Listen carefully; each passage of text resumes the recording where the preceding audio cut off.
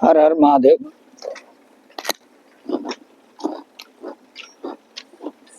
दरअसल आज हम खेत पर आए हुए हैं अपने, तो वहीं से चर्चा कर रहे हैं।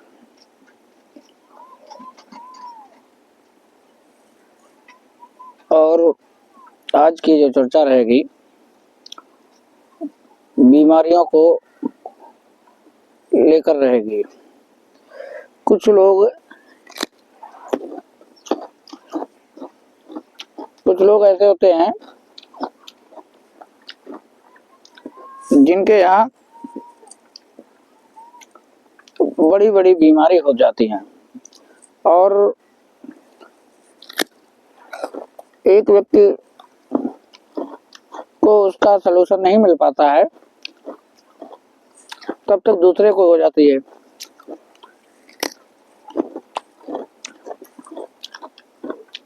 यानी कि असाध्य रोग होते रहते हैं और ये पैटर्न देखने को मिलता है उसके यहाँ पीढ़ियों में, पीढ़ी दर पीढ़ी ये समस्या बनी रहती है। तो ये समस्या जैसे खास तौर पे हम बात कर रहे हैं कि असाध्य रोग जो होते हैं वो हो जाते हैं और पता चला पिता को असाध्य रोग है और वही असाध्य रोग जो है जो उनके पुत्र हैं या पुत्री है तो उसमें दिखाई देने लगते हैं। यानी कि पीढ़ी दर पीढ़ी, जैसे कैंसर है या मानसिक रोग कोई है और जिसका सही से कोई इलाज भी नहीं होता है, और ऐसे ही रोग लगातार पीढ़ियों में देखने को मिलते हैं, असाध्य रोग।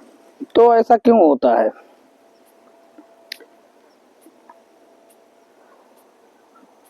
आध्यात्मिक रूप से इस बात को हम समझेंगे, क्योंकि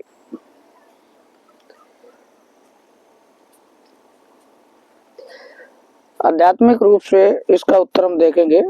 और ऐसा इसलिए होता है, ऐसे लोगों के परिवार को, कुल को हाय लगी होती है। कैसी है? गरीबों की हाय लगी होती है। कहने का मतलब इन्होंने या इनके परिवार के द्वारा किसी न किसी व्यक्ति ने गरीबों का मजाक बनाया होता है, तो इसीलिए इस ऐसे परिवार को, ऐसे कुल को इस समस्या का सामना करना पड़ता है। और ऐसे ही असाध्य रोग लगातार आने वाली पीढ़ियों में भी देखने को मिलते रहते हैं।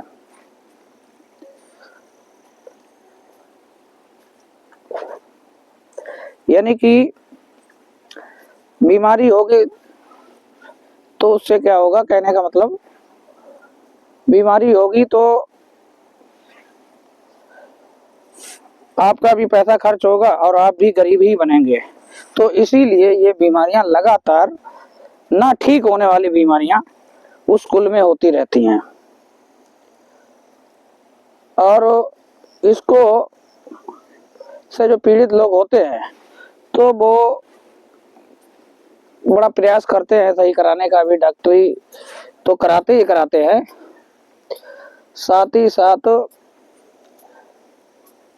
झाड़ फूंक वालों को भी दिखाते हैं और जो भी पंडित जी वगैरह हैं उनसे भी राय लेते हैं।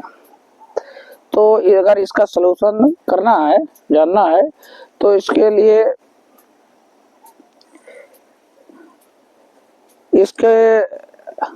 इसका कारण पहले जान लेते हैं। कारण क्या है कि ऐसे लोग जो होते हैं जिन्होंने कहीं ना कहीं गरीबों का कुल मिला के मजाक बनाया होता है, तो उसी के कुल में यह समस्या रहती है। और ऐसे लोगों के घर में जो होते हैं विष्णु के गण जो होते हैं वो बैठ जाते हैं, पहुंच जाते हैं या उपस्थित रहते हैं। तो इसी वजह से ये समस्या वहां पे होती है।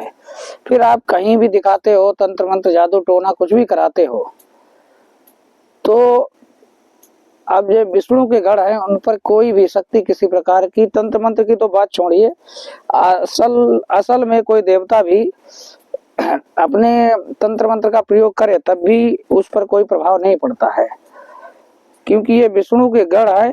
उन्हें आप बल पूर्वक या शक्ति के द्वारा हटा नहीं सकते हैं, उनका कुछ भी बिगाड़ नहीं सकते हैं। और अगर आप ये चाहते हैं कि इस समस्या से हमें मुक्ति मिले, तो उन्हें पूजा पाठ करके, यानी कि खुश करके ही, हाथ पैर जोड़ के करके ही वापस भेजा जा सकता है।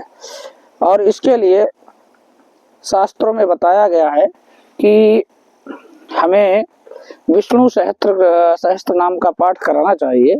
और अगर विष्णु सहस्त्र नाम का पाठ कराते हैं तो क्या होता है, तो ऐसा माना जाता है कि जो विष्णु के गण होते हैं वो खुश होके वहां से चले जाते हैं। और इस प्रकार का जो पैटर्न लगातार एक पीढ़ी से दूसरी पीढ़ी में, दूसरी से तीसरी पीढ़ी में, तीसरी से चौथी पीढ़ी में असाध्य रोग जिन परिवारों में हो रहे होते हैं, तो वो धीरे धीरे क्या होते हैं, ये पैटर्न देखने को नहीं मिलता है। और आने वाली पीढ़ियों में ये समस्याएं जो होती हैं वो दिखाई नहीं देती हैं। तो इस हिसाब से हम ये कह सकते हैं कि किसी का भी कभी भी कोई मजाक नहीं बनाना चाहिए। और हमने देखा है कि लोग इससे क्या होते हैं, बहुत लोग ऐसे हैं जिन्हें यह समस्या रहती है, और वो इस प्रश्न का उत्तर भी जानना चाहते हैं कि हमारे ही परिवार में बार बार ये असाध्य रोग क्यों होता जाता है। और उनके मन में ये प्रश्न भी रहता है, और कई जगह घूमने के बाद भी इसका उत्तर नहीं मिल पाता है। तो ये शास्त्रों में इसका वर्णन भी है और दिया भी हुआ है। तो इस तरीके से इसका प्रयोग करेंगे तो इससे मुक्ति मिल जाती है। तो इस हाय से बचना चाहिए। चलिए आज के लिए हरिहर।